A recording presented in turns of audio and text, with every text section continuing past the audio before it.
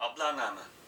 Mahsum 1958-yili sentabr oyida yozgan Ablanaman mavzusidagi bir she'r asrida yillardan beri Mahsumning janjigar do'st qiyofatiga kirib olib, asarlaringizni men saqlab beray Mahsum deb Mahsumning asarlarining hammani Xitoyga sovg'a qilgan Ablanaman ismli bir sotqin milliy munofiq qarta yozgan she'r asrida mundaq deydi.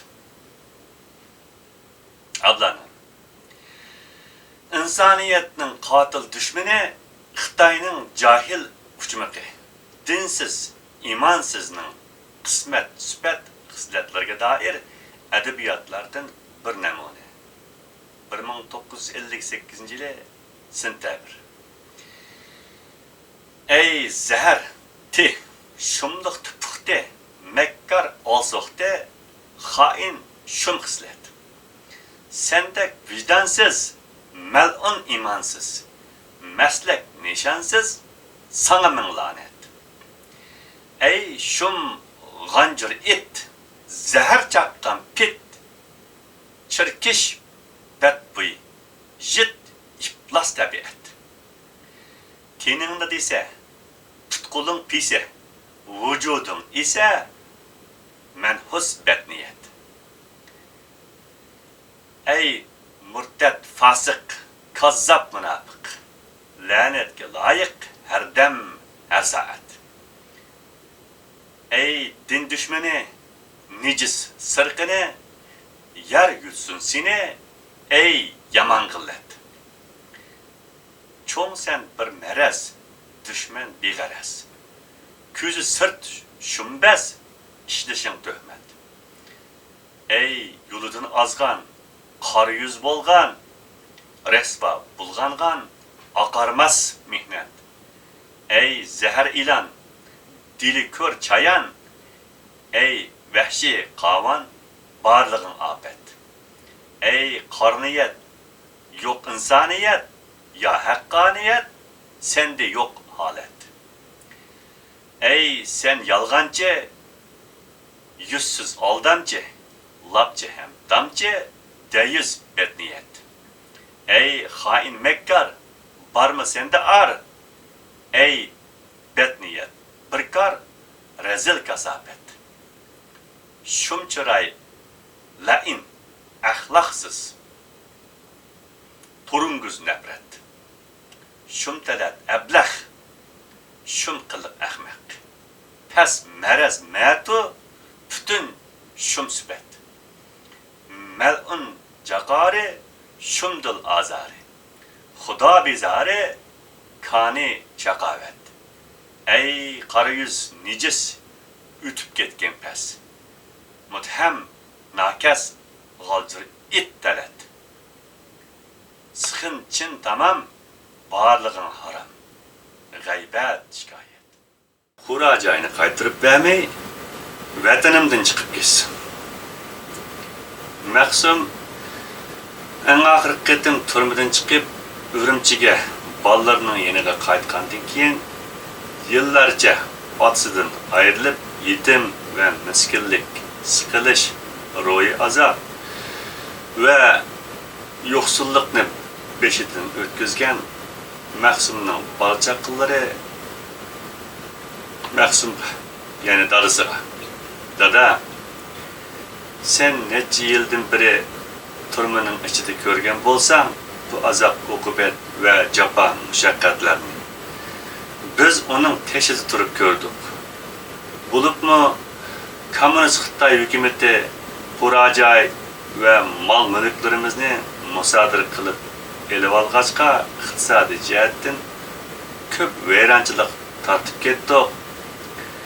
Anglashimizcha yaqindan beri yangidan hokimiyat beshiga chiqqan Deng Xiaoping rahbarligidagi islohotchi Xitoy hukumat mamlakat bo'yicha siyosat chiqarib, o'z vaqtida musodir qilinib ketgan xalqning Xurajoy va mol mulklarini qaytirib bergil turibdi.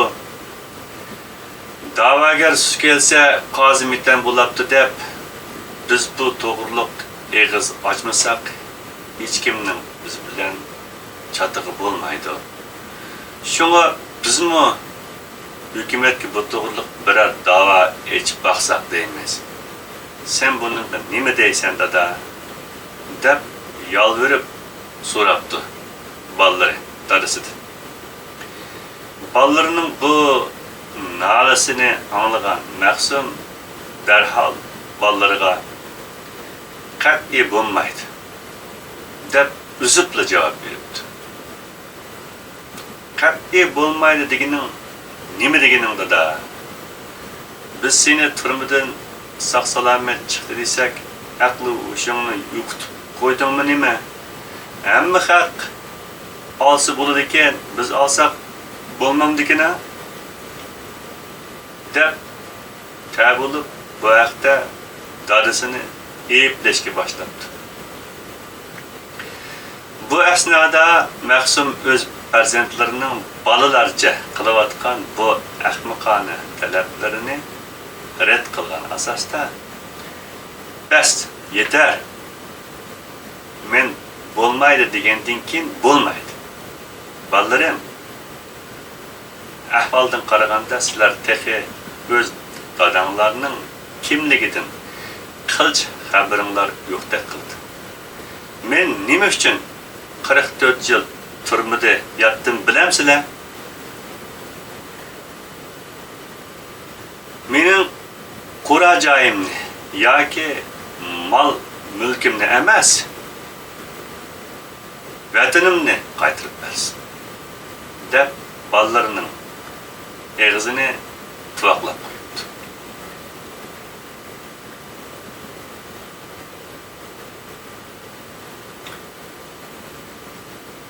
Ahmetçi emasman, Allah'ım ahaddir. 1944 yılı G'o'ljada Sharqiy Turkiston hukumati qurilib, uzoq o'tmayla bu hukumat Xitoy va Rusning suiqasdlik uyarları neticede bulunga qavılib halokatga yuzlangili turgan mezgilde nima qilishni bilolmay qaymiqib qolgan xalq Abdulaziz Maqsumdan Maqsum bu inqilob mag'lubiyatga yuzinib ketyapti. Millat nima qilishni bilolmay gangrab turib qoldi. Onun ustiga Xitoy ichimizda ixtilof chiqarib millat bir qancha bo'linib ketdi. Neticede ba'zilar Ahmet efendimni qo'llasa, ba'zilar İsa Maqsud efendilerini qo'llaydigan bo'lib ketdi. Biz kim tarafda turishimizni bilolmay tinab qoldik. Sizlar zodi kimni yaqalaydi Maqsud? Bizga bu haqda bir yo'l yo'riq ko'rsatishlarni so'rab, yollarga kelyapmiz deb so'rabdi. Maqsum bularning bu savoliga Ahmetçi emasman, Allah'ım ahaddir. İsa Maqsudchi emasman, dinim ma'buddir. Dinim İslam, milletim Türk. Bütün arzu, armanlarım vatan ve milletke özgürlük. Deb cevap verip kelgen mehmonlarni uzitib qo'ydi. Ola it ve qora it hikoyasi. Abdulaziz Maqsum o'zining yuqorida izhor qilingan mazkur efendilerinin hiçbirisi tarafta emas, faqatla Allah tarafta turdiganligi to'g'risidagi meydanını namoyon qilgan ahvol yuz berib, aradan bir qancha kun o'tgandan keyin Ahmetcan Qasım boshlig'idagi bir qancha hukumat mansublaridan tashkil topgan bir Sharqiy Turkiston Cumhuriyetining hay'atlar umiga Urumchiga kelib, Abdulaziz Maqsumdan Gomindan ve Rusning besimi ostida bir qancha kun ichida, ya'ni 1946 yili yeniden qurilgan Sharqiy Turkiston hukumati bilan Gomindan markaziy hukumat o'rtasida imzolangısı atalmış 11 bitim namlıq tinchlik anlaşması to'g'risida bo'libmi? Agar ikkisining birisini tutishga to'g'ri kelsa, Rus bilan Xitoydan iborat ikki ishg'oliyatchining qaysining Sharqi Turkiston xalqining kelajakdagi milliy manfaat uchun yaxshiroq bo'ladiganligi to'g'risida tarixiy ahamiyatli bir jiddiy to'planti uchun Maqsumning Urumchidagi qora joyiga kirish oldida darvozaning ikki tarafidagi daraxt zincir bilan bog'langan birisi qora va yana birisi ola ikki ochoqab ketgan g'oljir itlarning xiris qilishlaridan qo'rqib darvozadan o'yliga kirolmay turib qolgan mehmonlar hayronlik ichida darvozaning har ikki tarafiga it bog'lab qo'ying bormi? Zod Maqsumning nima qilgani bu?